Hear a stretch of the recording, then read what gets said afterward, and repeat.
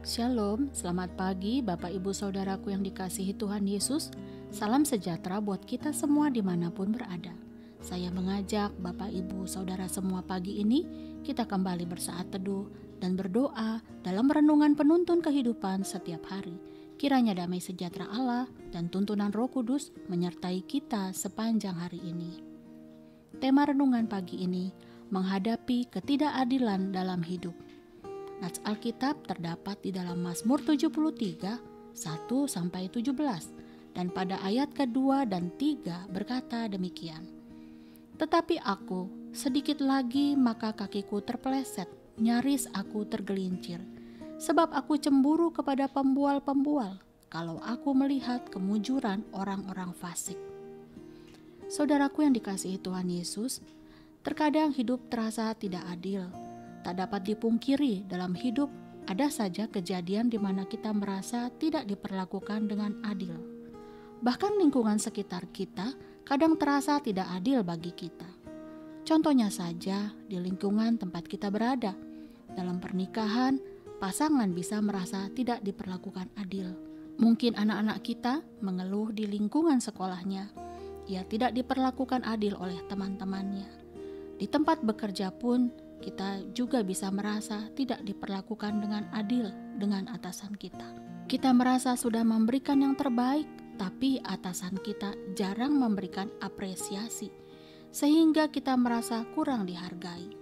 Belum lagi dalam pemerintahan, orang-orang jujur sepertinya makin tersingkir, tetapi orang-orang yang korupsi semakin berjaya. Jadi saudaraku, di dunia ini memang banyak ketidakadilan dalam hidup karena adanya dosa. Mungkin kita pernah berusaha berbuat baik buat orang lain, tetapi orang tersebut salah persepsi dengan kita. Berusaha melakukan kebenaran, tapi malah mendapat fitnahan. Mungkin orang lain dendam dengan kita, bahkan ingin menyingkirkan kita, dan lain sebagainya. Benar sekali, tidak diperlakukan adil rasanya bisa sangat menyakitkan. Ada perasaan sedih, kecewa, tertekan, marah, bahkan frustasi. Mari kita lihat saudara tentang Yusuf, seorang tokoh Alkitab yang pernah mengalami ketidakadilan dalam hidupnya. Bukan hanya sekali, tetapi ia berkali-kali mengalami proses ini. Bahkan puncaknya ketika ia melarikan diri dari rayuan dosa istri Potifar, Yusuf malah difitnah, dituduh melakukan hal sebaliknya. Istri Potifar mengarang cerita bahwa Yusuflah yang ingin tidur dengannya. Dan kita tahu apa yang terjadi selanjutnya. Potifar kemudian memenjarakan Yusuf atas tuduhan perbuatan yang sebenarnya sama sekali tidak ia lakukan. Tetapi apakah kita melihat Yusuf menjadi kecewa dengan Tuhan? Bisa jadi pada awalnya Yusuf kecewa karena hal yang wajar manusia bisa kecewa. Tetapi karena Yusuf mengasihi Tuhan, ia tidak tinggal terus-menerus dalam kekecewaannya.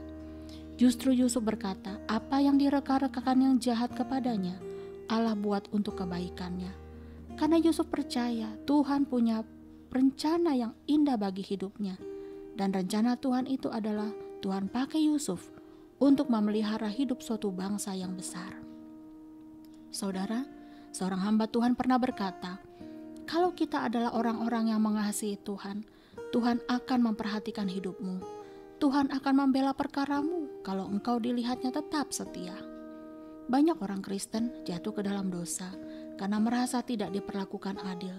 Yang paling menyedihkan adalah ada orang Kristen yang akhirnya tidak lagi ke gereja, tidak lagi mau berdoa, bahkan meninggalkan kepercayaannya karena ia kecewa dengan Yesus. Bahkan tidak sedikit orang yang sudah melayani Tuhan, namun ketika ia ditimpa masalah, ia ditimpa sakit penyakit, ia tidak lagi mengasihi Tuhan, bahkan tidak lagi mempercayainya. Ketahuilah saudara, ketika hidup membuat kita merasa tidak diperlakukan dengan adil, bahkan apabila kejadian atau situasinya terjadi di luar kendali kita, maka cara yang paling terbaik untuk menghadapinya adalah merelakannya. Kenapa saudara? Dengan merelakannya membuat kita tetap memiliki perasaan yang positif. Perasaan yang positif akan mendatangkan ucapan syukur karena ada kedamaian dari dalam diri kita. Dan kemudian yang tidak kalah penting adalah tetap percaya bahwa semua ada dalam kendali Tuhan. Firman-Nya berkata, segala perkara dapat kutanggung di dalam Dia yang memberi kekuatan kepadaku. Filipi 4 ayat 13. Inilah yang seharusnya kita ingat. Ketika kita mengalami kesulitan yang besar dan keadaan yang buruk, Tuhan meyakinkan kita bahwa Dia akan memberikan kita kekuatan. Jadi saudaraku, bila hari-hari ini kita sedang menghadapi situasi di mana kita merasa diperlakukan tidak adil, kalau memang masih dapat dilakukan solusi, lakukanlah. Tetapi bila itu terjadi di luar kendali kita, kiranya Tuhan memberikan kita kekuatan untuk bersabar, kekuatan untuk bertahan, kekuatan dalam penguasaan diri, dan kekuatan untuk tetap mengasihi terhadap orang yang berbuat jahat kepada kita. Amin. Mari kita berdoa. Tuhan Yesus, kami bersyukur sebab Engkau senantiasa memegang kendali hidup kami. Kalau hari-hari ini kami sedang dalam situasi di mana kami merasa hidup ini sepertinya tidak adil terhadap kami, ingatkan kami Bapa, agar kami tidak berubah setia kepadamu.